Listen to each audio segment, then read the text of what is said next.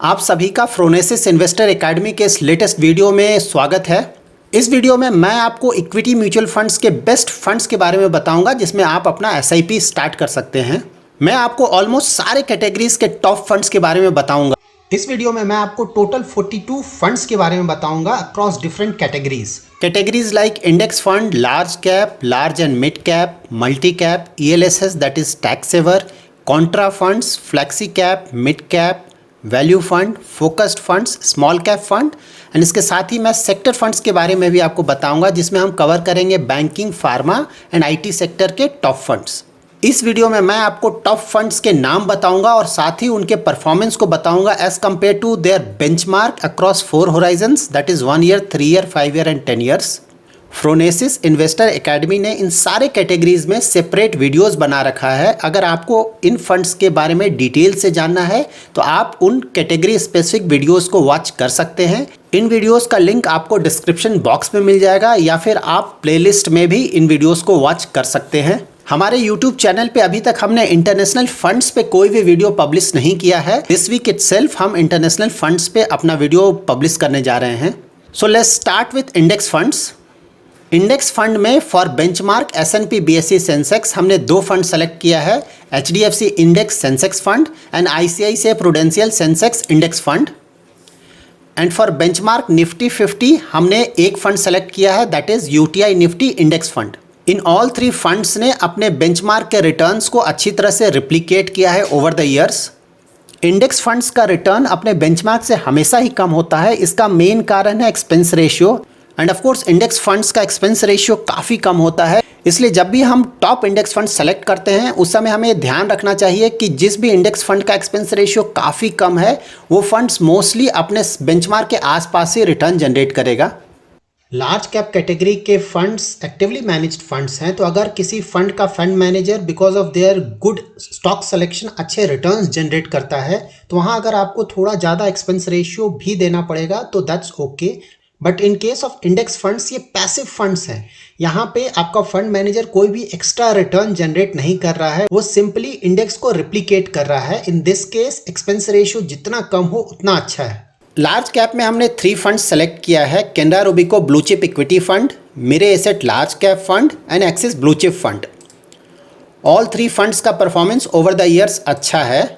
Axis mutual fund के schemes का returns last 1 year में अच्छा नहीं आया है। ऑफ कोर्स इसके कुछ स्पेसिफिक रीजंस हैं। अगर आप इसके बारे में डिटेल से जानना चाहते हैं तो इस टॉपिक पे भी हमने एक डिटेल्ड वीडियो पब्लिश किया है, you can go through that. अगर आप इन लार्ज कैप फंड्स के रिटर्न्स को देखें as compare to their respective benchmark तो आप देखेंगे कि इनका outperformance as compare to benchmark बहुत ज़्यादा नहीं है।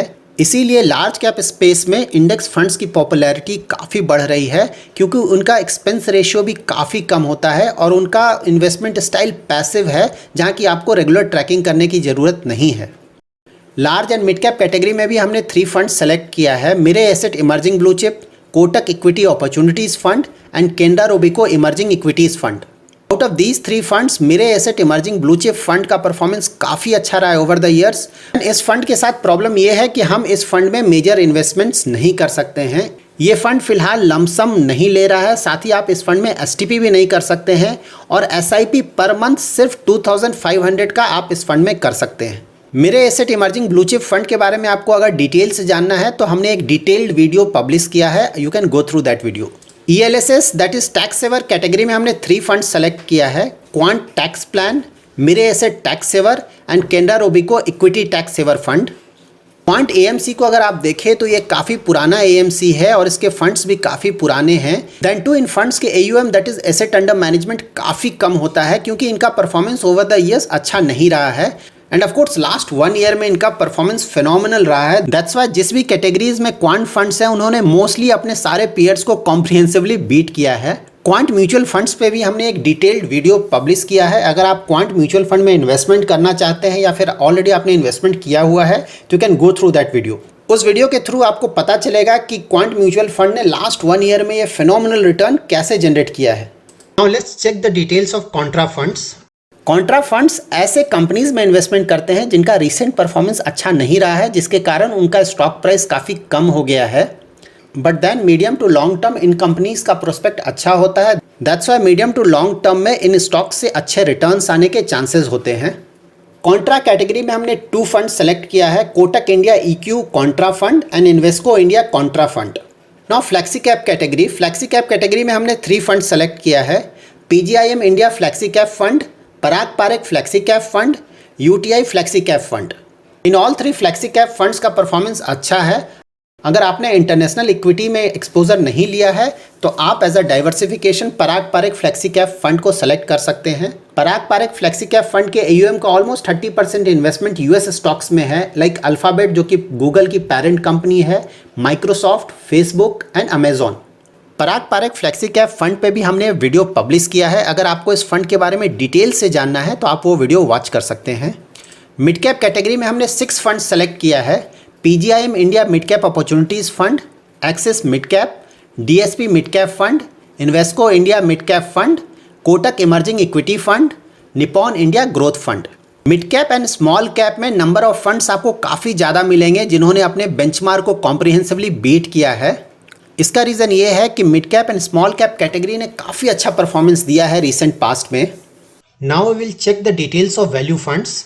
वैल्यू फंड्स ऐसे कंपनीज या स्टॉक्स में इन्वेस्टमेंट करते हैं जिनका फंडामेंटल्स तो अच्छा है बट फॉर सम रीज़न उनका वैल्यूएशन कम होता है। वैल्यू फंड कैटेगरी में हमने जो 2 फंड सेलेक्ट किए हैं वो है ICICI prudential value discovery fund and Nippon India value fund.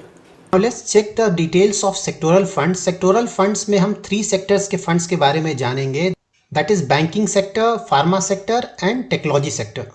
Banking sector में हमने 2 फंड सेलेक्ट किया है, SBI banking and financial services fund and Nippon India banking fund. Pharma category में हमने सेलेक्ट किया है Nippon India pharma fund, Tata India pharma and health care fund and UTI health care fund.